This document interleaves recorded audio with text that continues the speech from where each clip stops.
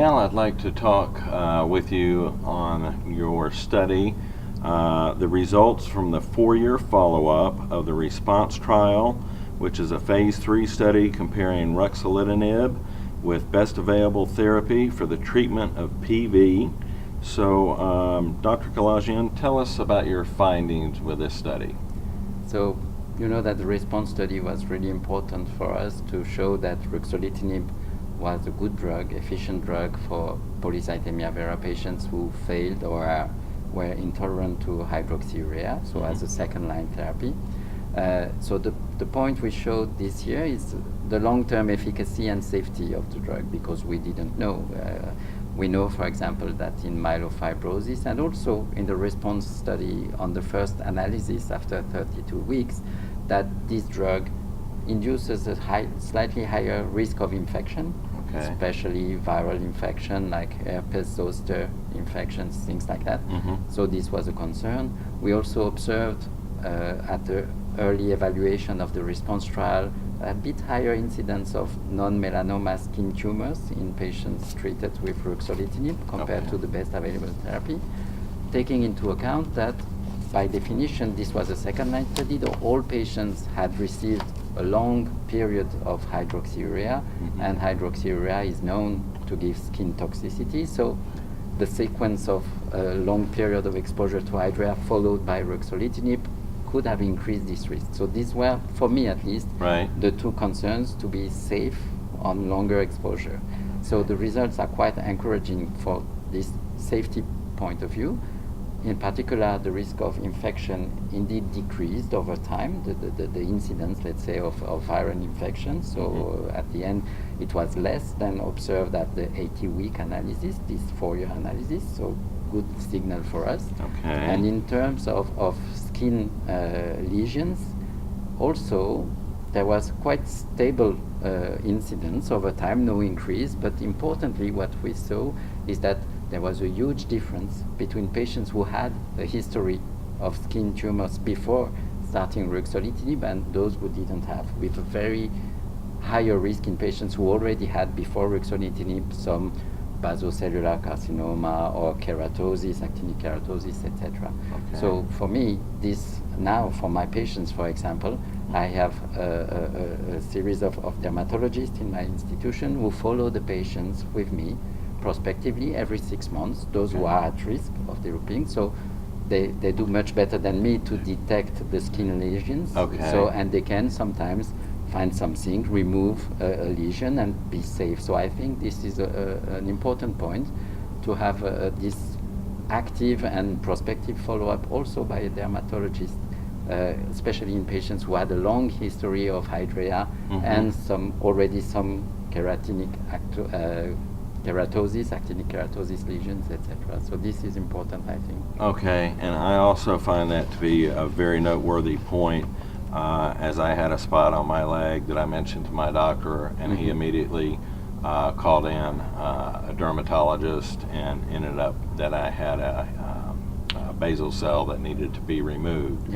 So he was on top of the situation, and it made me feel good that he was aware, everything to look for, and everything turned out fine. This is really important. Patients should be aware of that, so you can also yourself be careful and watch yourself, especially patients who live in areas with a lot of sun exposure. So this is also important. So it's different if you live in the north or the south, etc. The risk is different. The UV exposure is a large factor for development of such lesions. So this has to be known, and if prospectively and actively followed, I think we can be safe on that part.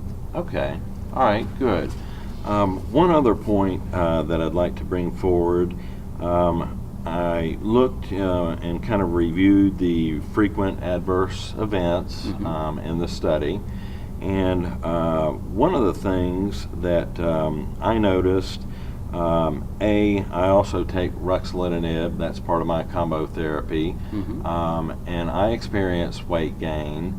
And I'm also involved in some social media groups, specifically in the Ruxolitinib arena, and that's all we discuss. And what we have seen for PV patients, this is strictly observational, but a good amount of patients are complaining about weight gain. And so, I just wonder if that's something that we could address or talk about, or, what are your feelings on that? That's a very interesting and important point, because we know that weight gain is a let's say adverse event with ruxolitinib, especially in patients with myelofibrosis. We have all seen, but these patients often, when we started treatment with ruxolitinib at the beginning, were very advanced diseases, with patients with a huge spleen that couldn't eat anymore, that had developed cachexia, lost a lot of weight in the past months, and then we were very happy to see them recovering, gaining weight, etc. But sometimes overshooting the initial part, and some patients had real development of obesity even with ruxolitinib. So we are quite aware of that for patients with myelofibrosis, but in fact maybe less, at least for me. In my practice, I didn't notice that in patients with polycythemia vera. So maybe because the delta, the difference between, or the gain weight is less than what we see in myelofibrosis, but still, for one individual person, of course, it's important. So maybe this observation may prompt us to be more, to prospectively and actively evaluate this weight gain also in patients with polycythemia vera. So I think this is an important point for doctors to be aware of that and see how we can manage that. Okay, excellent. Well, that's good that I wanted to get that out there, because I know our readers are, have concerns with, certain adverse events and weight gain. Although, I didn't hear large amounts of weight gain, but still for a lady to gain 10 or 15 pounds is a concern. And probably it's underestimated by us because it's PV and we are less concerned by this particular symptom than in patients with myelofibrosis. So it's important to raise this to our knowledge. Okay. One last thing I'll ask, and this is more just putting it out there, the term, clinico-hematological response, so CLHM. Tell us a little bit more about what that response means. Yeah, indeed we discussed a lot of safety but not of efficacy, so it's a good point to raise here. So also one important finding of this 4-year analysis is that the efficacy is durable, and in particular complete hematological response is maintained in most of patients. This parameter you mentioned, in fact, is a combination of complete hematologic response on the blood counts, meaning not completely normal blood counts, and reduction of spleen size. So it's a combination of both normal blood counts and reduced spleen size. So this parameter also is durable over time, and patients maintain this response at this 4-year analysis. Another very important point, I think, of course, is overall survival. We were really very happy to see at this 4-year analysis that the estimate of 5-year overall survival was above 90%.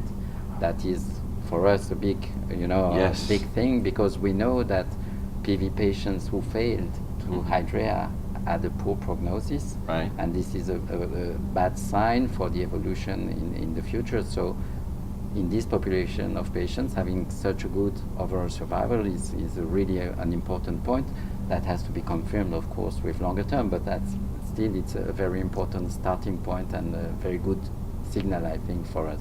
Okay, all right, very good. Well, I want to thank you, Dr. Kiladjian, for interviewing with us again this year at ASH.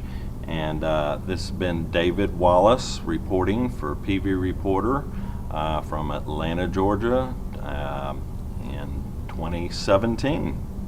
Thank you very much, David. Thank you.